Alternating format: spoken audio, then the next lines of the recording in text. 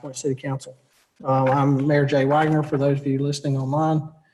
I will begin by calling the roll of those who are present.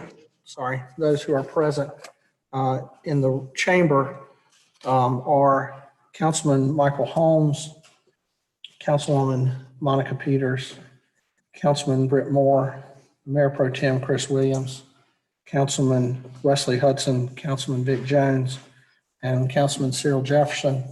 Councilman Tyron Johnson, are you with us remotely?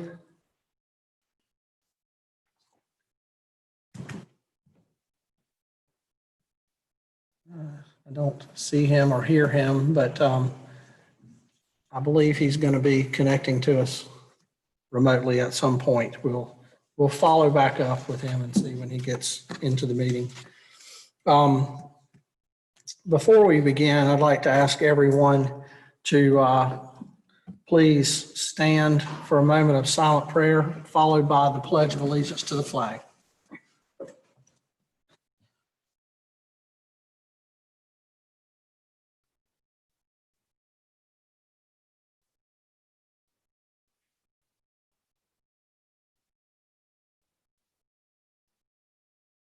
Amen.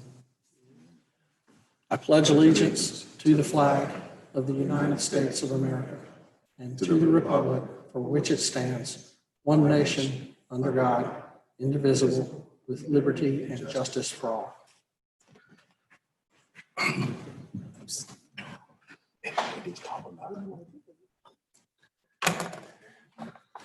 Before we begin our regular meeting items, I'd like to take this time to read a proclamation regarding National Domestic Violence Awareness Month. Domestic Violence Awareness Month, we reaffirm our dedication to creating a culture of safety and hope in our community where no one suffers the hurt and hardship caused by domestic violence. We recommit to do everything in our power to uphold the basic human right to live free from violence and abuse, and recognize our shared responsibility in ending this pervasive problem. Whereas domestic violence impacts women, men, and children of every age, background, and belief, and is rooted in a pattern of power and control. And whereas physical marks and scars are often the most obvious signs of harm, however, the extent of the pain goes much deeper and can impact one's mental, physical, emotional, and financial health.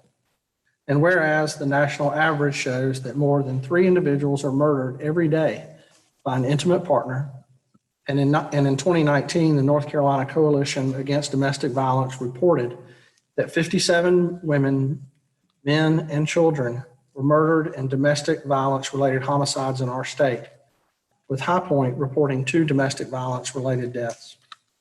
And whereas the COVID-19 pandemic has intensified the pressures that couples and families experience, the need for full community engagement to support those who are hurting and being hurt is paramount, as the incidences of violence and abuse and domestic violence-related homicide are on the rise in our community.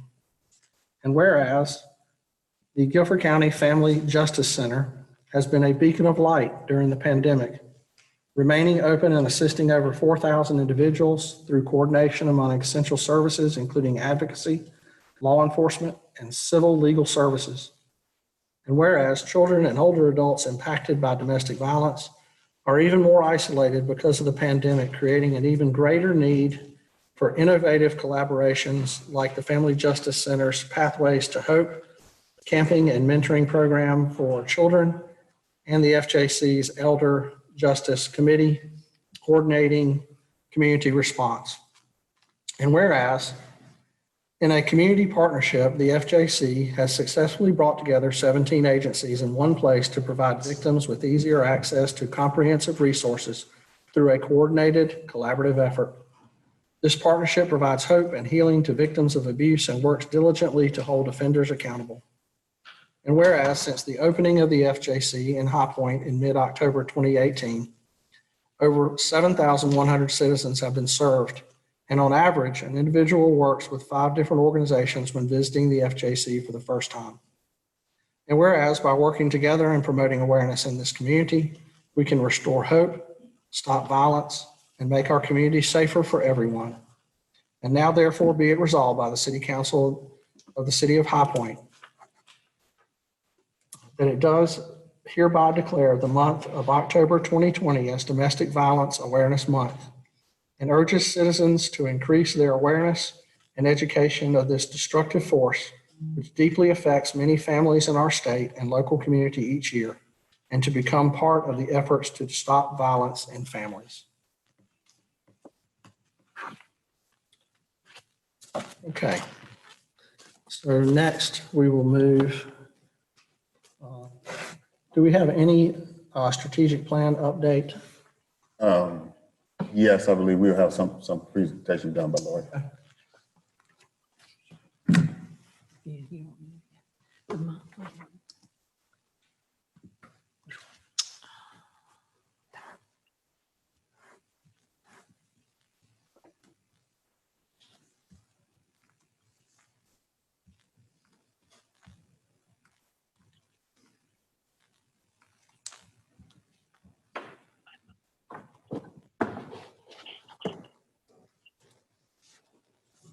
Good evening, Mayor and City Council. Tonight, the update, I get 2 months in a row, I get to bring you good news. So we have a case that's actually on the agenda for tonight to rescind the demolition order. And I have 2. One of them is this one at 819 Circle Drive. We had originally started this case over from the old software that we had. So we restarted it in February of 2019, held a hearing and issued an order. May of 2019, the owner went and got a permit for repairs. They didn't do anything. So September of 2019, we brought it before City Council to request an ordinance for demolition. In October of 2019, the owner called after the ordinance was passed and said, oh, I can get it fixed. So in November, December, the inspector monitored the case, gave them an opportunity. They really weren't moving very fast on it, considering the demolition order had been passed. So the inspector called and reminded them. In January 2020, they said they started doing some work. January 2020, they began to get inspections, and they were passing their inspections. And this is what the house looked like when we originally brought it to you in September of 2019. So of course, the outside needed to be painted, just didn't look good, overgrown. Inside was totally gutted, bad shape. And so this looks like where they'd been working.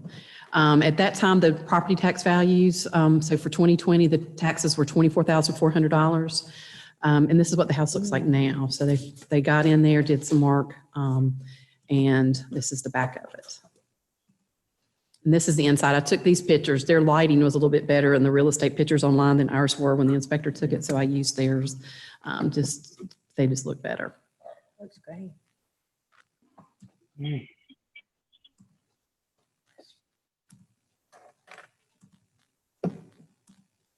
And as of today, I found this property. Actually, I was looking at some property and came across it. They have this property listed for $160,000. So, and they have a sale pending. So I don't know if it's selling for 160, but it's been on the market for less than 30 days. So that is great. And it goes to what we want, is to just have property repaired, increase the tax base, and have somebody living in there and paying us money. So thank you. Thank you very much. Next on the agenda is the public comment period. We did receive 3 public comments. Those have been distributed electronically to members of council, and those comments will be entered into our record for this meeting. If you're listening online and would like to submit a public comment, council receives public comment at the first meeting of each month. And due to the COVID-19 mitigation efforts, we are receiving those. You can submit those by calling 336-883-3522 and leave a message, or you can email your written comments to publiccomment@highpointnc.gov, or you can drop off written comments in the utility payment drop boxes on both sides of City Hall in the Green Drive and Commerce Avenue parking lots. Next on the agenda is the Finance Committee portion. And for that, I will turn the meeting over to Councilman Britt Moore, who is the chairman of the Finance Committee. Thank you, Mayor Wagner. Council, the Finance Committee did meet our regularly scheduled time. The items listed before you under our consent agenda were all discussed thoroughly. Questions were answered. And as such, I am presenting them tonight with a favorable recommendation for approval on the consent agenda.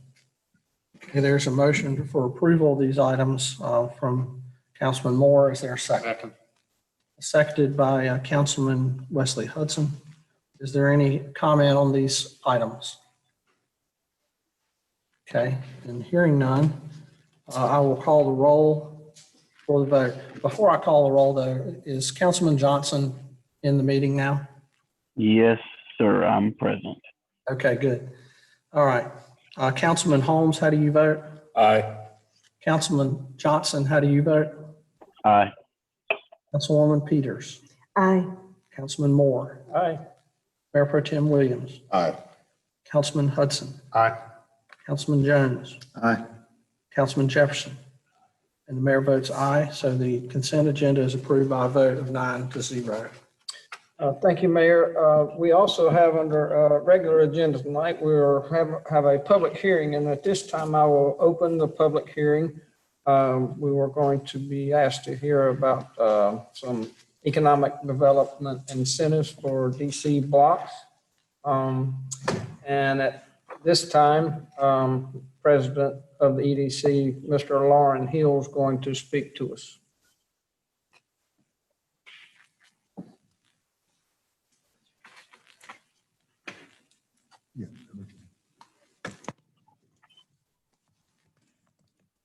Good evening, council members. As Mr. Moore said, I'm Lauren Hill with the High Point EDC. Executive VP Sandy Dunbeck and I are pleased to bring you a project today that is an important project considering High Point for a new facility. DC Blocks is headquartered in Atlanta and it operates multi-tenant data centers. The company is considering building and operating a data center on the 14-acre tract at 4131 Sheridan Court. That site is on Piedmont, the corner of Piedmont Parkway and Sheridan Court in the Piedmont Center Business Park, adjacent to the Bicentennial Greenway. The company's data centers have all the infrastructure needed by their clients. They have wiring, uninterruptible power sources, climate control systems, staffing and security measures. The company's multiple clients will put their data center equipment in the buildings, things such as servers and affiliated equipment. Sandy first met with DC Blocks officials more than a year ago as the company was looking at Piedmont Triad locations, and Sandy helped them zero in on this High Point location. When 6 data halls are completed in the building, capital investment could be more than $305 million. Yes, High Point's tax base could increase by up to $305 million if DC Blocks chooses this location. The total investment of DC Blocks itself, both real and personal property, is expected to top $50 million. The balance of the amount of money, the $305 million, would be from induced customer investment, the clients of DC Blocks that put their equipment in this building. That would be more than $255 million. If the company picks High Point for this project, that much money would be added to our tax base, would be the largest capital investment project I've worked on in the 20 years I've been here. The previous largest capital investment project that Sandy and I have worked on here in High Point was Ralph Lauren Corporation back in 2012, when in 2 phases, they had a $163 million expansion. As is typical with data centers, capital investment is impressively large, but job creation is minimal. In this case, up to 9 employees. The wages of those jobs, though, would be $83,000 to $93,000 a year, significantly above the Guilford County average of $49,000. There would also be 3 contracted security positions.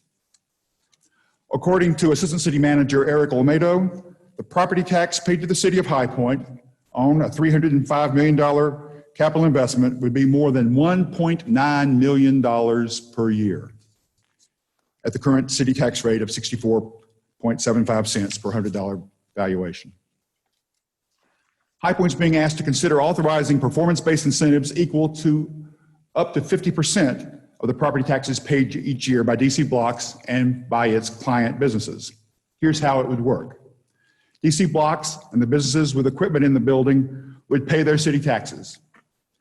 DC Blocks would total up those numbers for us and submit to the city the total dollar amount for all the taxes already paid at that location. The city would go to the Guilford County Tax Department to have those numbers verified. And then the city would give the company a grant equal to half of that amount. The city would already have gotten our taxes first. As usual, any such city incentives, if you were to authorize them, would be subject to the company meeting all the benchmarks spelled out in a performance agreement that we would put into place. If the Sheridan Court location is chosen, the initial grant year will be designated by the company, and it will be no later than 2024. Grants would be paid to DC Blocks for a 10-year period for each property taxpayer in the building, which receives an initial grant payment in a year within the first 7 years. Thus, the incentive would be in effect for at least 10 years and could be up to 17 years, depending on how quickly the data center fills its halls with a client's equipment. Of course, the equipment in a data center depreciates, but with technology changing quickly, the equipment would necessarily need to be replaced every 3 to 5 years. This type of incentive arrangement encourages companies with servers in the data center to continue to invest in the latest equipment. And that means there'll be continued additions to the tax base, not just the depreciation of that equipment, because they'll want to have the latest and greatest and best equipment in there, which just is expensive adding to our tax base. Performance-based incentives for the data center industry are different than incentives for other types of projects. So I want to be clear that if you authorize an incentive like this, we are not setting a precedent for other economic development projects, only for future data center projects. An incentive like the one I've just described is new to High Point, but that's because we haven't had a data center project before. While such incentives are new to us, this kind of incentive is in effect already in other cities in North Carolina and in other states. In fact, in those other locations, the number of years involved in the data center, in this case, 10 to 17 for us, but the number of years in other locations are oftentimes quite considerably longer than that. Last Thursday, October 1st, the Guilford County Board of Commissioners held its public hearing for a similar incentive proposal. They will have their vote at their next regularly scheduled meeting on October the 15th. Locations in competition for this project are in other southeastern states. I'm pleased now, if technology has him here with us, to turn the presentation over to our clients. We have CEO Jeff Uphughes and Chief Operating Officer Mark Macy participating remotely. Here in the council chambers with us in the back is Margaret Burnham, the attorney from Greensboro for this project. Mr. Macy will describe the company, its multi-tenant data centers, and this project, and he has a slide presentation for us. Mayor and City Council members, I'm pleased to introduce to you COO Mark Macy. Mark, are you there? Thank you, Lauren. I am. Let me just share my screen.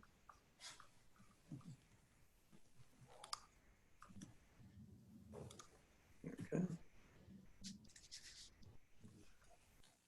Okay, it's asking me for a password to share it.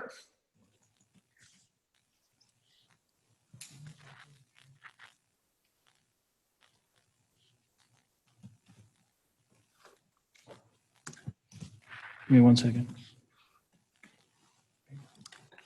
Technology. You're sharing your screen.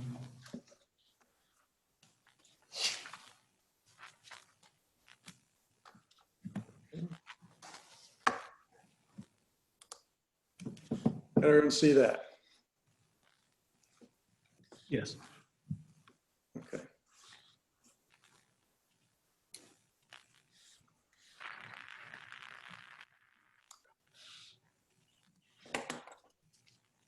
Okay, let me try to go through like this.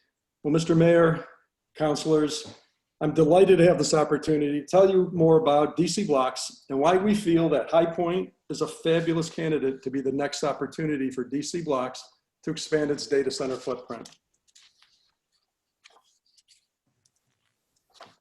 DC Blocks' mission is to power and connect digital business in underserved growing markets in the Southeast, as Lauren mentioned. We operate 4 data centers in Birmingham, Huntsville, Chattanooga, and Atlanta, and just recently announced our 5th data center in Greenville, South Carolina. We are building and managing secure, reliable data centers with a high focus on government-grade security and compliance to protect our customers' mission-critical IT infrastructure. We also understand that connectivity is essential for digital transformation. The network matters as data centers required high-speed fiber networks to connect its customers to and between its data centers and to other technology partners and platforms. And the last point is we are invested and involved in the communities we serve. And I'll speak more about this later in my presentation. Why do businesses need DC Blocks? As I'm sure you're all aware, data has become the currency of the 21st century. Data is exploding exponentially and nothing gets discarded. 451 Research, which was a leading technology research company, wrote that in 2017, more data was created in that year than had been created in all of time up to 2017. And in 2018 to 22, that's expected to again triple. The space needs for IT infrastructure are increasing. And this is especially true with demands created during the pandemic as people work from home, placing an enormous impact on networks and data centers. And network infrastructure is key to moving data for things like disaster recovery and business continuity. 4th point, corporate data center ownership is declining. Older infrastructure was not built to handle higher power and cooling demands we're seeing, and increasing reliance on the cloud means businesses need less space in their own data centers. Why do municipalities need DC Blocks? DC Blocks, data centers have become critical infrastructure for the digital economy due to massive growth in data and the IT systems needed to manage it. Data centers attract technology-dependent businesses and allows companies to avoid the capital expense of having to build their own facilities, which lowers barriers to entry. Data centers generate high wages and skills, and not only by the data center itself, but in technology companies that surround and use data centers. And data centers also help stimulate innovation and entrepreneurship. This allows businesses to attract and retain the talent from a larger talent pool. And last but certainly not least, data centers have substantial property tax base. As Lauren mentioned, each of the 6 data centers that can be built on our property will support about $50 million in personal property that gets refreshed every 3 to 5 years. And all this without burdening the local infrastructure such as schools and roads. The other very important point here I don't want to miss is that having a data center in your community ensures that existing technology infrastructure in the area remains here. And if placed here, it will also attract infrastructure from other markets. What does a data center do? Well, data center is a facility that provides space, power, network, and operations necessary to house and run an organization's mission-critical IT infrastructure. The fact that we operate a multi-tenant data center offers a facility and operation for multiple companies to house and operate their IT equipment. Many smaller data centers would not have been built if our facilities had existed previously. Companies could focus more of their capital on their core business. DC Blocks provides 3 main service categories. The first being co-location, where we provide secure, reliable space and power for information technology servers and storage devices. We do this in certified, efficient, state-of-the-art modular data centers to meet customers' needs. We also provide connectivity. With our private high-speed network across the Southeast, we can provide interconnectivity for an enterprise's ecosystem and ramp to public cloud providers, such as some of those listed below, like Amazon, Google, Oracle, and others. And lastly, we also provide large-scale data storage and management, creating a local, cost-effective alternative to public clouds when latency and proximity matters for backup and recovery operations. This depicts a rendering of what the center will look like in Sheridan Court. As Lauren mentioned, it's a 14-acre site with about 10 buildable acres that will accommodate up to 6 data halls, supporting approximately $300 million of personal property valuation that gets refreshed every 3 to 5 years, as mentioned earlier. And we're just engineering and working with architects and design team on a site fit and layout options. This is an actual photograph of our Birmingham data center. We just received the Uptime Institute Tier 3 certification for our design and commissioning for this center. Uptime is the premier worldwide organization in certifying data centers. And we went through their very rigorous process to prove that our data centers are bulletproof and concurrently maintainable. Highlighted here are some of the amenities found at our data centers, such as common areas and meeting space for customers and community groups. High security, over 80 cameras will be on the site. We'll have over 9 layers of security from the front access gate to customer cabinets in the data center. We'll provide secure storage and receiving for customer gear. We offer break and collaboration areas for our customers, as well as, bottom right, training and meeting rooms for customers to avoid having to travel for technology and vendor training. This slide depicts DC Blocks' Southeast Regional Network. All existing links shown are dark fiber or very high capacity 100 gigabit links. We also depict there in the dash line how we will add Greenville to the mesh, and we would incorporate High Point similarly. This data center is connected to internet interexchange centers in Atlanta, 56 Marietta, as well as up through Nashville.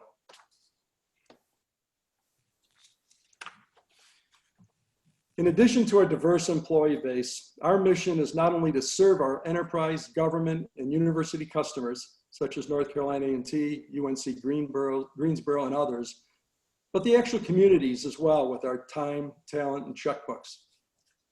Thematically, our Serving Locally mission is focused on reducing the digital divide and student dropout rates in underprivileged areas, fostering training for tomorrow's technology workers, and partnering on technology support for nonprofits and disadvantaged minority-owned businesses. Up front, during the construction process, we partner with organizations like the BCIA, which was the Birmingham Construction Industry Authority. This was responsible for fostering Birmingham's plan to overcome the underutilization of disadvantaged business enterprises. Well, the BCA had a participation guideline of 27 to 33% of qualified spend with disadvantaged businesses. DC Blocks, along with Brassfield and Gorey, our general contractor, actually achieved a 51% result. Some of the examples of serving locally, I'll mention the Loyalty Foundation, where we donated computers to a Jefferson County Student Center project. We're very attached to the Memorial Park Recreation Center, which abuts our Birmingham data center. We donated a computer lab, printers, furniture, supplies, and ongoing support for the youth in that community, as well as TechBridge. We've been a key gold sponsor since we've started in Birmingham. TechBridge is all about technology support for nonprofits and disadvantaged businesses. Their mission is to use technology to break the cycle of poverty. I'd encourage you to visit our website to read more about our mission and stories and how we serve locally and connect with our customers globally. In closing, I want to thank you for your time and the hospitality we've received from your economic development team in particular, Lauren and Sandy, and so many others we've encountered on our journey to bring DC Blocks to High Point, Guilford County, and the greater Piedmont Triad. Lauren?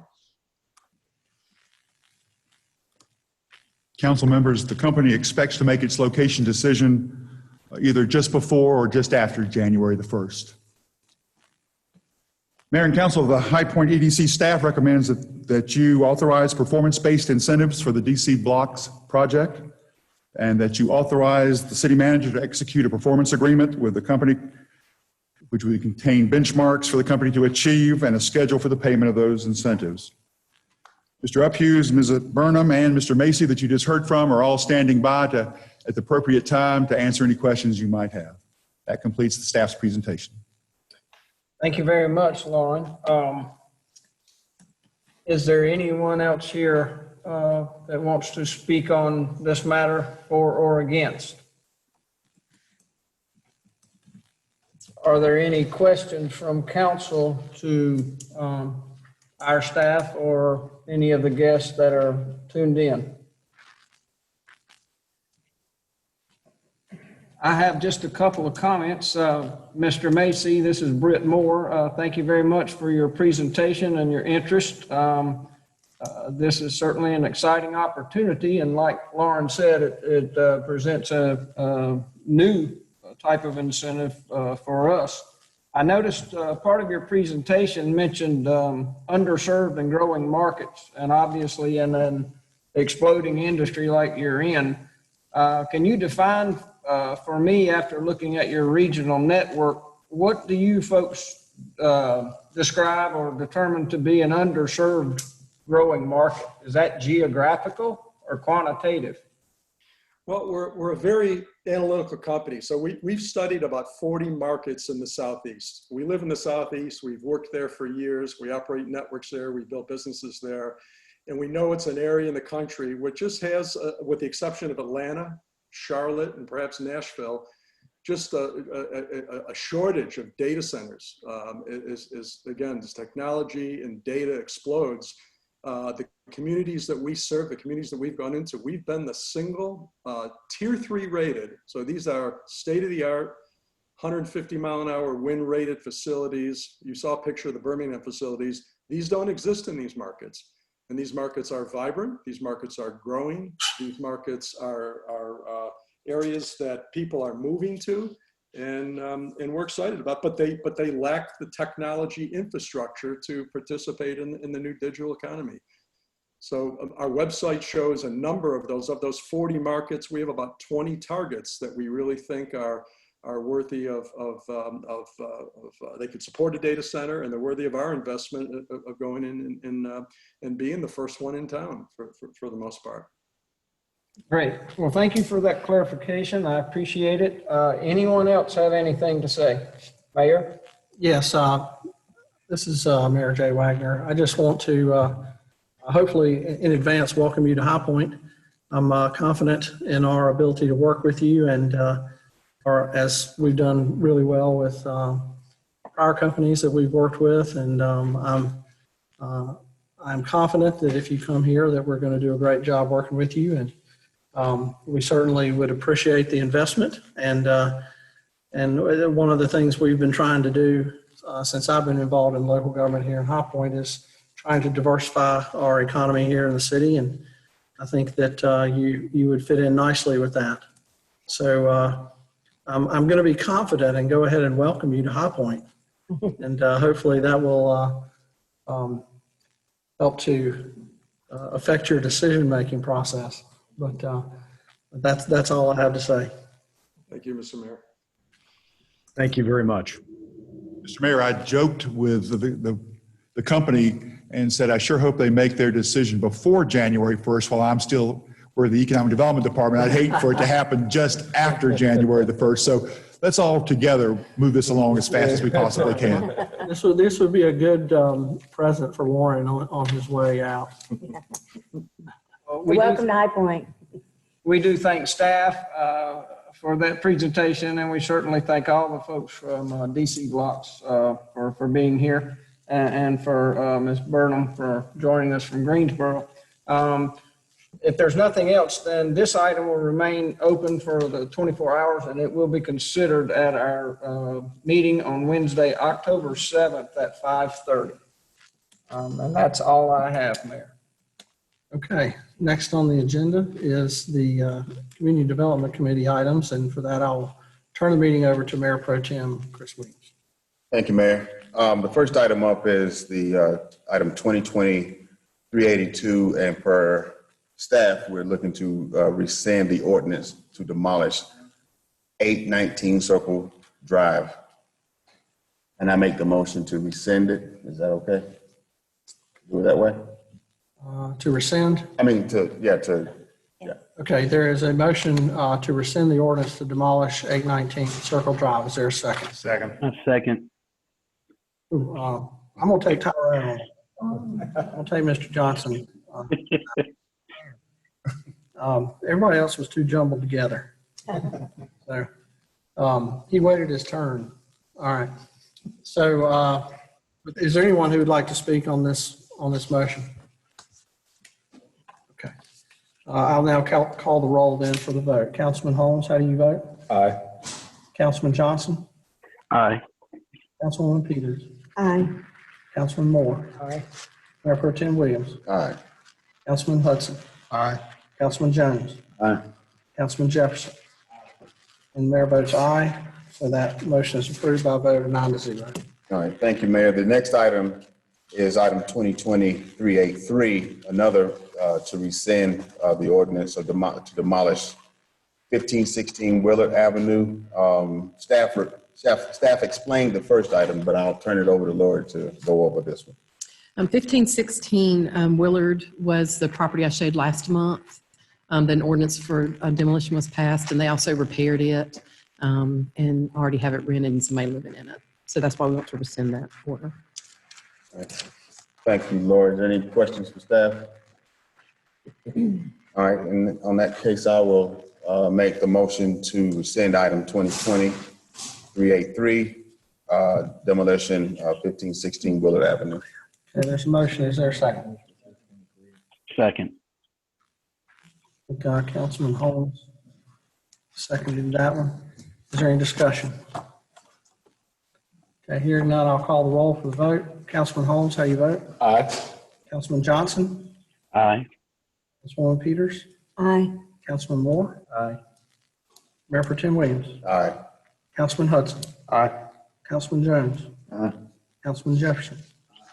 And mayor votes aye, so that motion is approved by a vote of 9-0. Next up is item 2020-384, ordinance demolition of dwelling 320 Greer Avenue.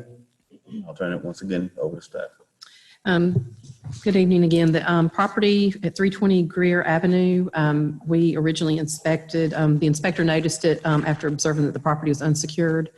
And we made an inspection on June 22nd of 2018. We held a hearing on January 8th of 2020. This is air property. We had to advertise it in the newspaper for service. Mr. Oham, who I believe is the son of the owner, appeared for the hearing. He stated he didn't have the money to make the repairs. He wanted to sell it, but who would repair it since it had sentimental value to him. It was determined that the repairs exceeded 65% of the value of the property, and an order to repair or demolish was issued on January 8th, with a compliance date of February 11th of 2020. There are delinquent property taxes in the amount of $9,485. That's for the tax years 2005 and then 2010 through 2020. It is also on the active tax foreclosure list from Guilford County. Mr. Oham stated several times over the case that he was going to sell the property. A couple of times he had a purchaser that never happened both times.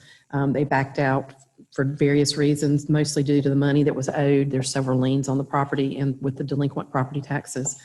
One thing I just want to note, because I'm not sure if there's anyone here to speak for Mr. Oham or not, but he has been allowing someone to stay here. We've caught someone there today that was staying there. We've not always, the neighbors are here to speak as well, and they say people have been staying there. We've spoken to Mr. Oham numerous times about that. And there have been numerous calls from PD. There's been an overdose. Just telling you the facts about this has nothing to do with the repairs needed in the house, but just no one is supposed to be living in the property. But Mr. Oham apparently has been allowing people to stay there periodically or consistently. And the pictures were taken today right here, so you can obviously see people are staying there. Does anyone have any questions on that? Any other questions for staff? Thank you, Laura. Is there anyone here to speak? The neighbors are here. I don't think there's a representative for Mr. Oham here, but the neighbors who live next door are here and want to speak about the property. Okay, I was gonna say for or against, so if you wanted to speak, please, you can step to the podium and give your name and address for the record.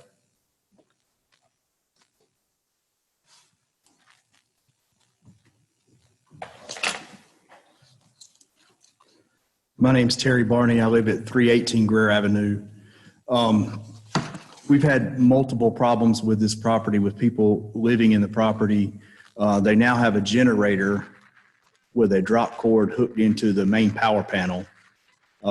They were caught stealing power several times. I called the city. The police actually came out. The city came and removed the meter. They then took the cover off of the meter base, hooked into it with a generator. So now that runs all night long. There's people in and out all the time. I have plenty of pictures if you'd like to see, and documentation of drug deals and also documentation of the overdose that Lori was speaking about. I mean, it's a constant thing. It's not a bad neighborhood. It's just those one or two bad apples in the neighborhood. I mean, Seems like every time. it's, Are you both together? I'm sorry. yes. Okay, I just wanted to make sure I heard both of them. Go ahead. Sorry, it just seems like every time we think we're getting somewhere one step forward, it's 10 steps backwards. I mean, it's just a shame that our children have to keep dealing with this same stuff. My 17-year-old daughter sleeps in that front bedroom. The cops are there. They're fighting every night. It's just ridiculous. We just really want something done. The police came out the other morning at 4:30 in the morning because they were in the front yard screaming and hollering and fighting. I mean, this is a daily thing. And if I could say something quick, thank y'all for coming here. And Tara, I didn't realize that was you. I just sent you a text, but I've been dealing with them on the complaints and such since March. And I've driven by that area a lot. I mean, and it is a shame because there's so many neighbors that really take care of their lawns. You know, people will be in and they'll have it boarded, but then they knock it out. So it's really been terrible. And I'm so sorry that y'all have had to do that. I hope that y'all understand that sometimes we, from legal standpoints and stuff, it takes a process. Right. And I apologize that you've had to live with that for so long. Right. But thank you for sending me photos and telling me. I appreciate it. I'm sure we've been a nuisance to you, but we really want something done. We don't know unless, you know. And we don't know what else we can could do as homeowners in that neighborhood to have something done. Is there another? Yeah, I would say this is textbook why we tear these houses down, because not only somebody's neglected the house, and they're violating occupancy laws and stealing power. I mean, this is why we do what we do when it comes to those houses. Some people don't understand it, but you're a perfect example of the type of people that get impacted if we don't do this. Now, exactly right. now I'm really afraid that this house is going to catch on fire and my home's going to burn down because they got a drop cord running into the main circuit and a generator out there. And the bad thing is I went out and took some pictures before we came up this afternoon. The generator was sitting right out behind the house. Now they've moved it into a shed out behind the house. Oh, the now pass. Right. All right. All right. Thank y'all for coming. Is there anyone else got any questions or comments to the? I have one more question. Right. I hope this is appropriate. I'm not very good, but anyway, because I know that Lori's probably a good one to ask. I know that it's not going to happen overnight that it gets torn down. Is there anything that any of us can do, law enforcement or anything, to get that generator out of there so that it's not running? I've already emailed Andy Osborne because I'd contacted him probably about a month ago about this when they told me somebody was living in there and they were stealing power. So Andy had someone go out there and check it, and he said that it had been cut at the pole. So when he advised me of that just a few minutes ago, I've already emailed Andy to ask him, how is that possible they're getting power if it was cut at the pole from being, they were stealing power previously? So what I'm going to do when I get back, if Andy's not emailed me yet, I'm going to call the electric department and see if I get somebody just to go ahead out there tonight and take a look at it and get it disconnected. Because if they're stealing power, can't they be arrested? It may not be. We're not stealing power. Okay. It's all been cut off. There's nobody supposed to be living there. There's not supposed to be power.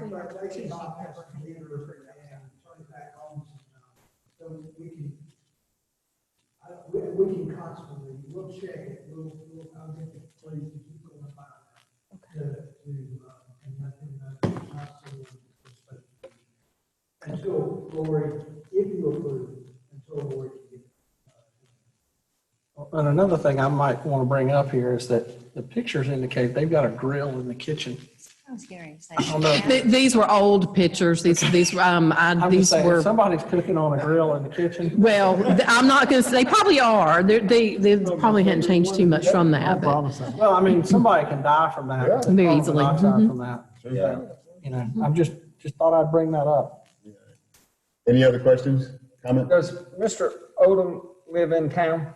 Oham, yes, he does. Oham, Yes. he does. He's local. We've been in contact with him numerous times. Any other questions or comments? Thank you all. Thank you, Lori. So just for the sake of the record, I want to ask the Madam Clerk, have we received any letters or emails pertaining to this item? All right, thank you. On that note, I'd like to make a motion to approve item 2020-384 ordinance demolition of dwelling 320 Greer Avenue. Second. There's a motion by Mr. Williams, seconded by Mr. Jefferson. Is there any comment? Okay, I'll call the roll then for the vote. Councilman Holmes, how do you vote? Aye. Councilman Johnson? Aye. Councilman Peters? Aye. Councilman Moore? Aye. Mayor Pro Tem Williams? Aye. Councilman Hudson? Aye. Councilman Jones? Aye. Councilman Jefferson? And Mayor votes aye, so that ordinance to demolish is approved by a vote of 9-0. Thank you. Thank you. All right, the final item tonight is 2020-385 resolution authorization to convey, list, and sell property to Housing Consultants Group. I'll turn it over to Mike McNair.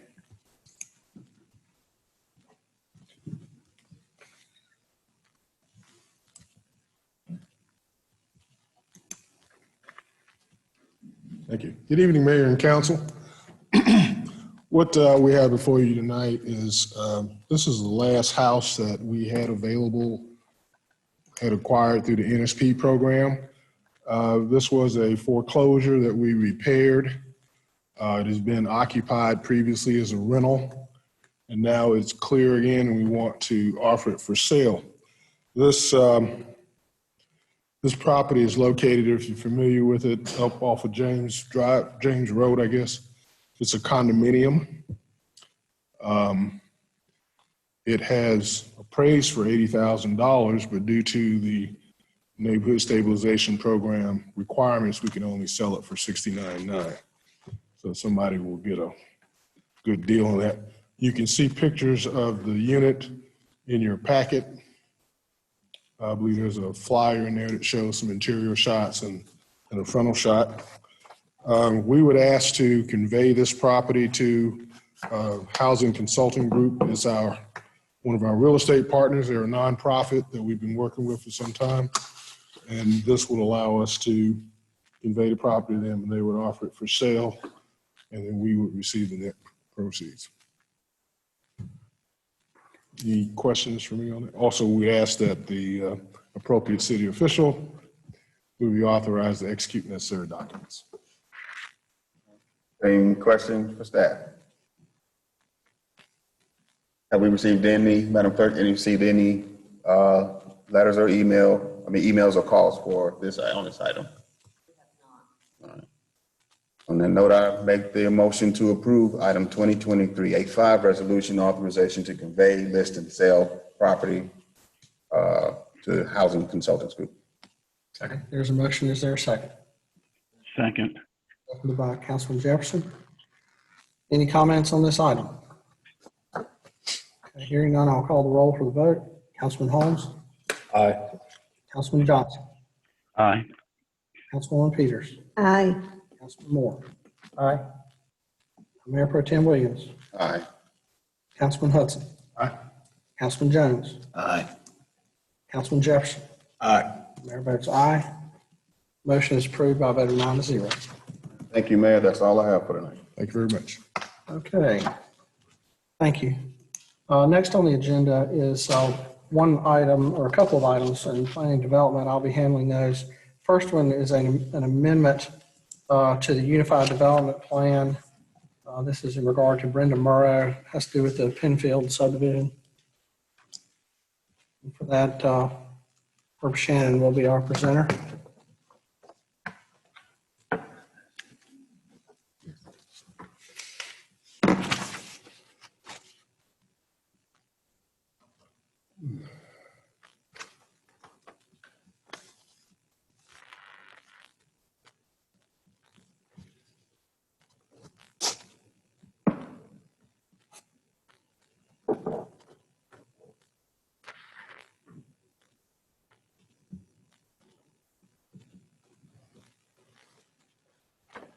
Yes, Mr. Mayor. Herb Shannon, Senior Planner with the Planning and Development Department.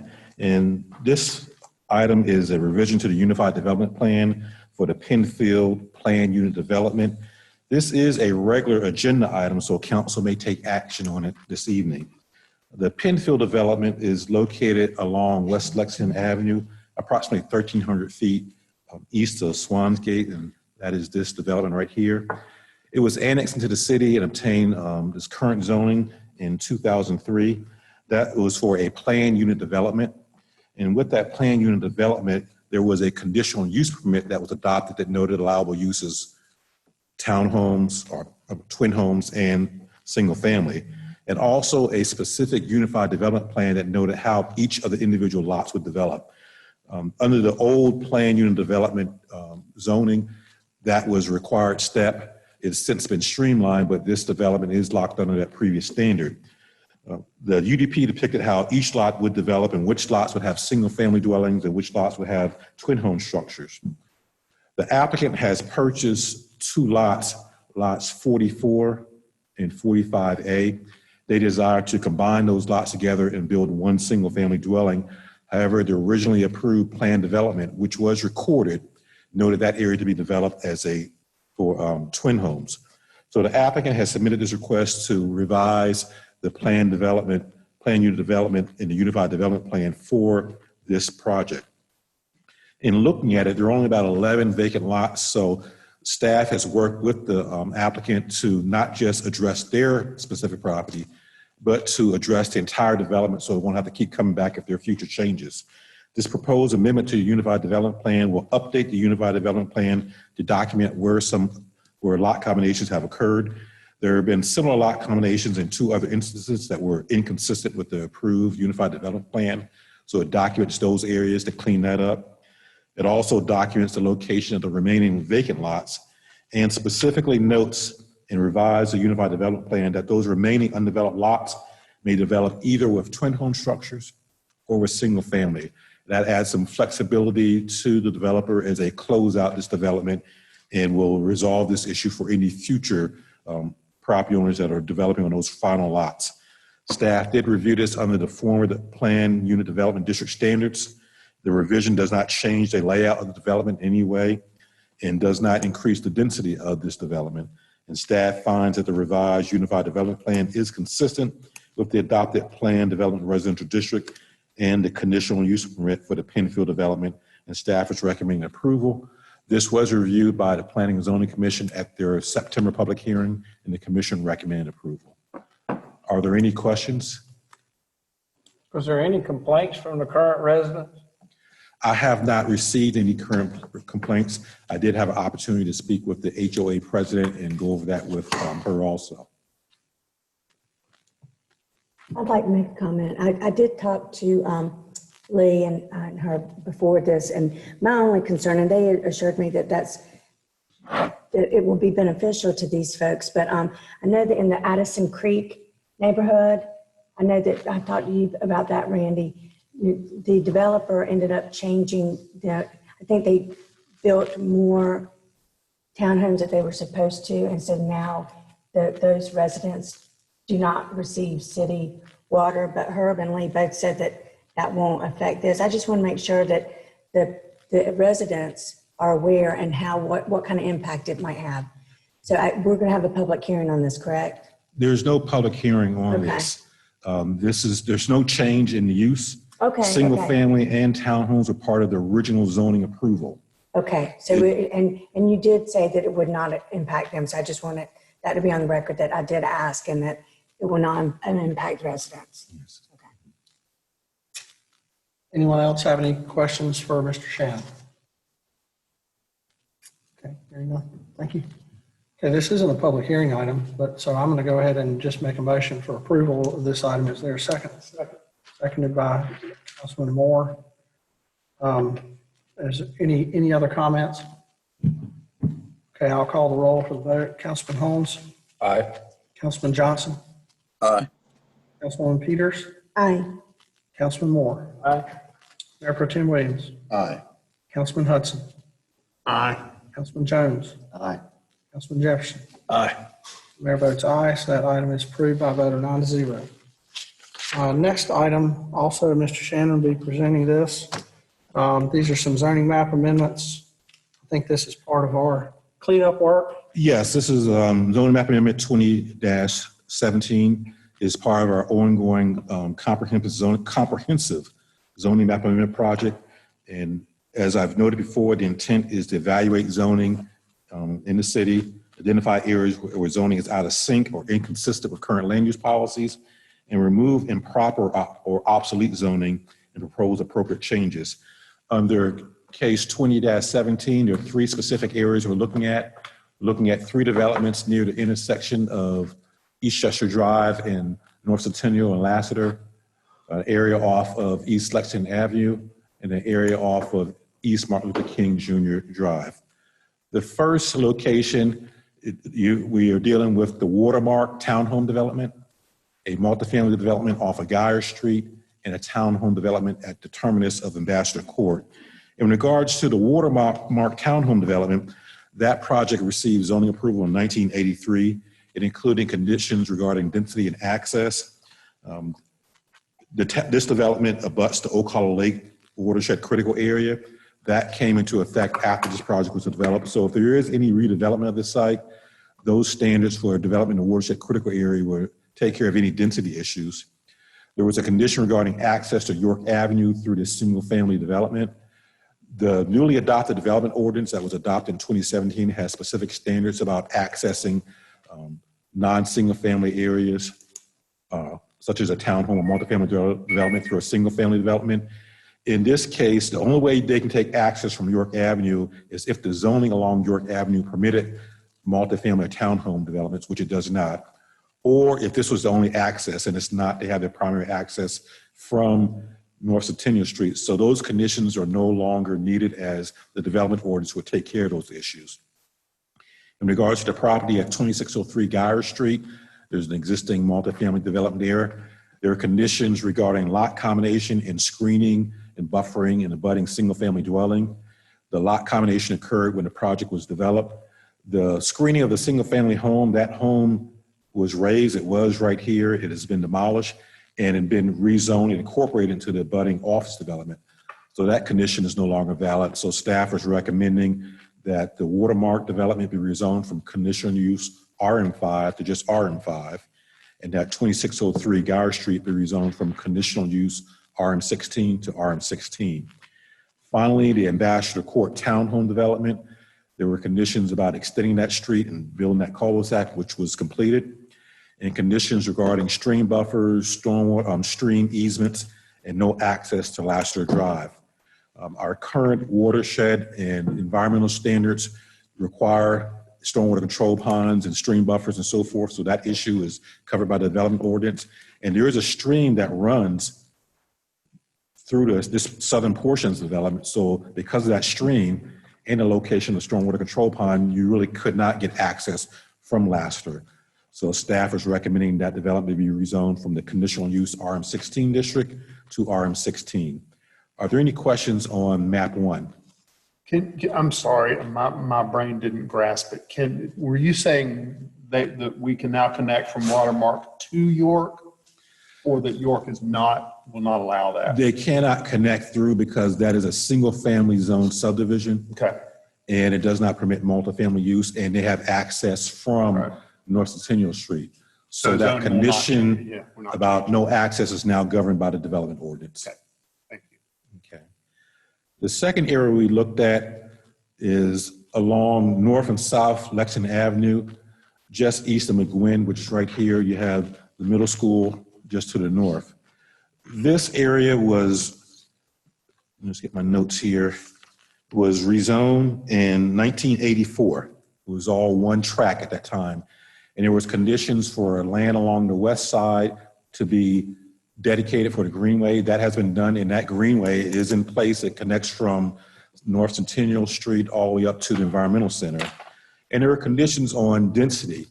Well, there's a small multifamily development to the north there. They really couldn't get more than the 5 units they have there. And the trails crossing development has been fully developed.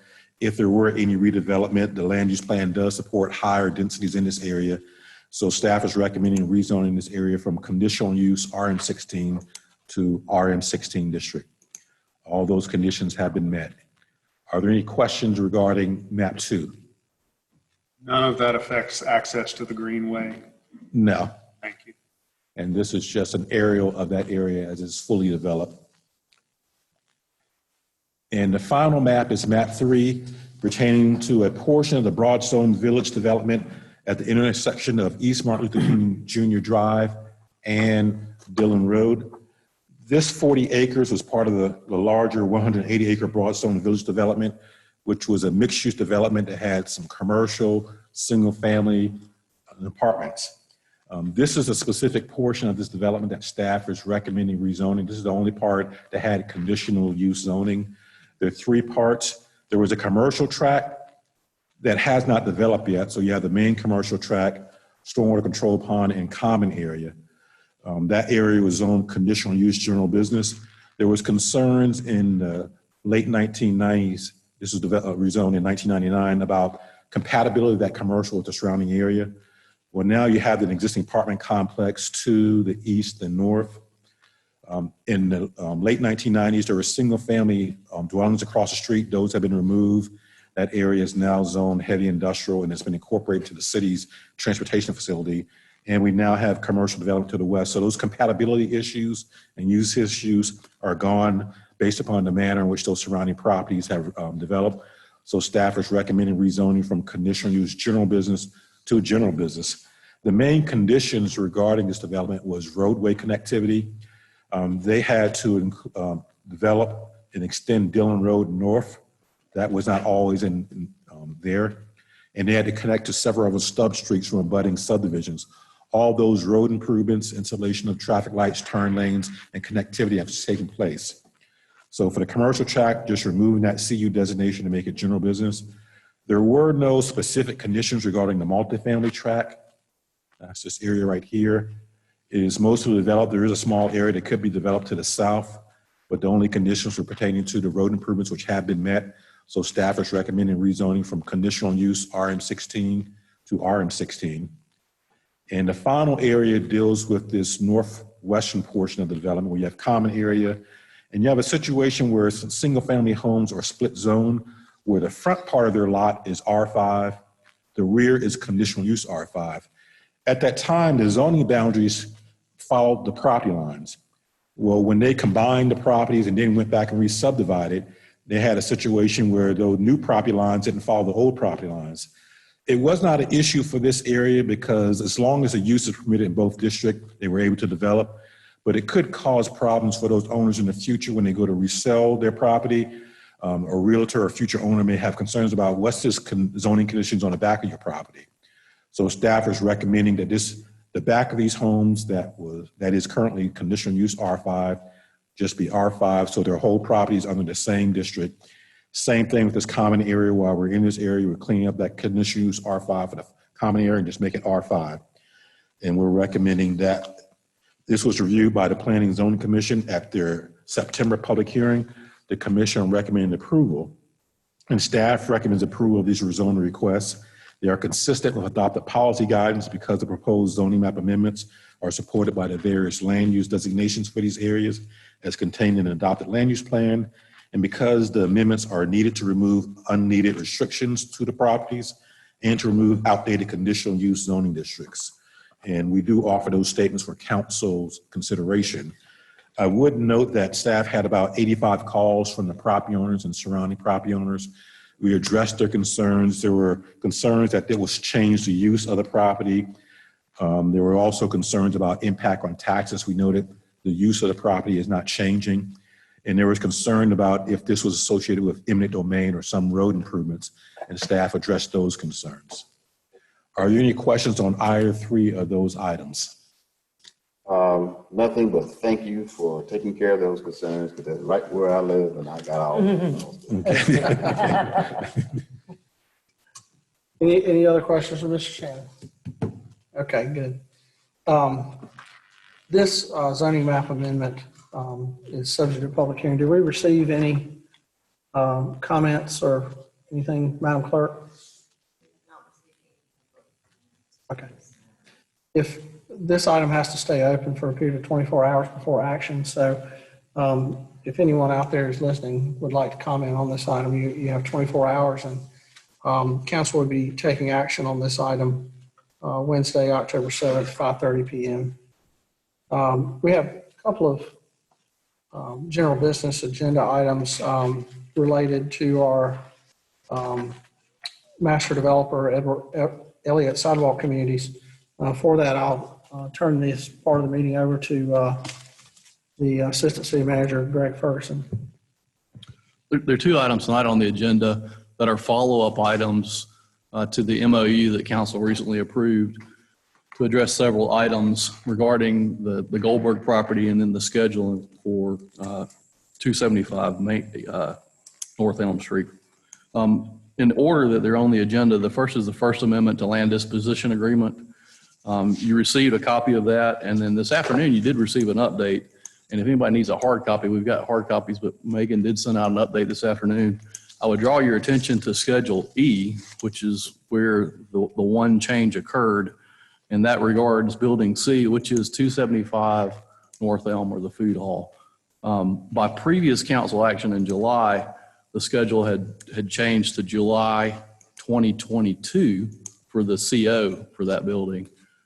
This afternoon, the folks with Elliott Sidewalk agreed, consistent with the MOU and consistent with what they're doing as far as construction on the ground, that date would be changed back to July 2021. So that affects just Building C.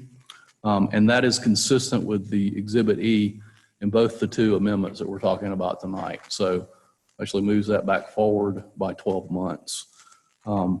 Of the two amendments, and I'll just kind of generally run through it quickly, the land disposition agreement actually has more meat to it.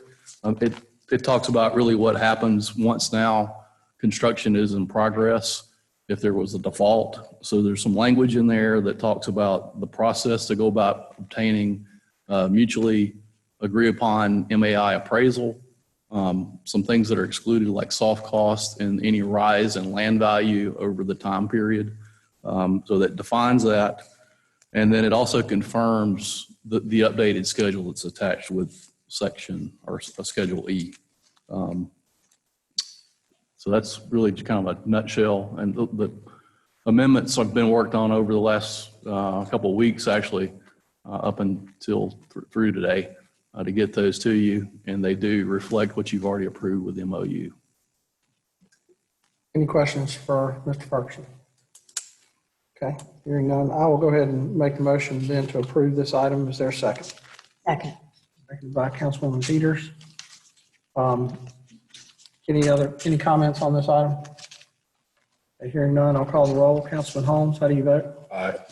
Councilman Johnson? Aye. Councilwoman Peters? Aye. Councilman Moore? Aye. Mayor Pro Tem Williams? Aye. Councilman Hudson? Aye. Councilman Jones? Aye. Councilman Jefferson? And Mayor votes aye. That item is approved by a vote of 9-0. Okay, next item is amendment, sort of a corollary So the first thing we just did, amendment to the development agreement with Elliott Sidewalk Communities. And this one is mostly housekeeping as far as changing some names, with the exception of the mentioned before Exhibit E, and that date is changed and reflected there for Building C as well. So those two Schedule Es are the same. So other than that, it's really just a notification change, a couple housekeeping items. Any questions? Okay, hearing none, I'll make motion for approval. Is there a second? Second. Second by Councilman Moore. Any questions or comments? Okay, Councilman Holmes, how do you vote? Aye. Councilman Johnson? Aye. Councilman Peters? Aye. Councilman Moore? Aye. Mayor Pro Tem Williams? Aye. Councilman Hudson? Aye. Councilman Jones? Aye. Councilman Jefferson? Mayor votes aye. So that item is approved by a vote of 9-0. Thank you, Mr. Ferguson. We have one item, we'll need a motion to suspend the rules to add one item. It is a appointment of John Fitzwater to the Historic Preservation Commission. And I'll make the motion to suspend the rules to add that item. Is there a second? Second. Second by Mr. Holmes. I will just ask if there's anyone who opposes this motion to suspend the rules to add this item. Hearing none, then the suspension of the rules is approved. And I believe this is Mayor Pro Tem Williams' appointment. So Williams, would you like to speak? Sure.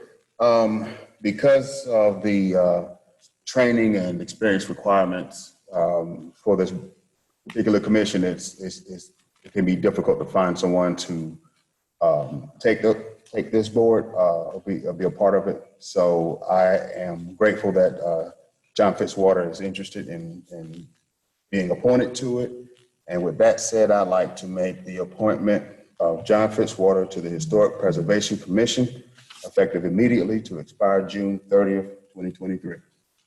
There's a motion for approval of this item. Is there a second? Second. Seconded by Councilman Holmes. Any other comments? Okay. Councilman Holmes, how do you vote? Aye. Councilman Johnson? Aye. Councilman Peters? Aye. Councilman Moore? Aye. Councilman Williams? Aye. Councilman Hudson? Aye. Councilman Jones? Aye. Councilman Jefferson? Mayor votes aye. That item is approved by a vote of 9-0. We have some minutes to be approved. Anyone with any corrections to the minutes? Motion to approve. Motion for approval has been made by Councilman Moore. Is there a second? Second. By Councilman Jefferson. Any comments? Okay, hearing none, I'll call the roll on that item. Councilman Holmes? Aye. Councilman Johnson? Aye. Councilwoman Peters? Aye. Councilman Moore? Aye. Councilman Williams? Aye. Councilman Hudson? Aye. Councilman Jones? Aye. Councilman Jefferson? Mayor votes aye. Minutes are approved by a vote of 9-0. Before we adjourn, I just wanted to mention one quick item. I know everybody's ready to go home. I don't know, I'm gonna find it.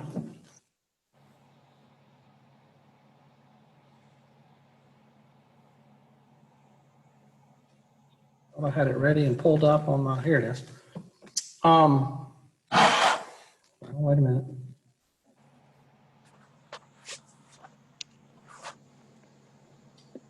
Hold up right here. Just a second.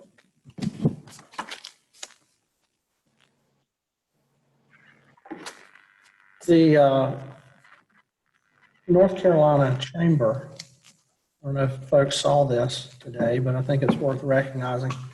On Friday, the North Carolina Chamber announced that Thomas Built Buses, which is headquartered in High Point, is the inaugural winner of the Coolest Thing Made in North Carolina competition for its Safety Liner C2 Julie electric school bus.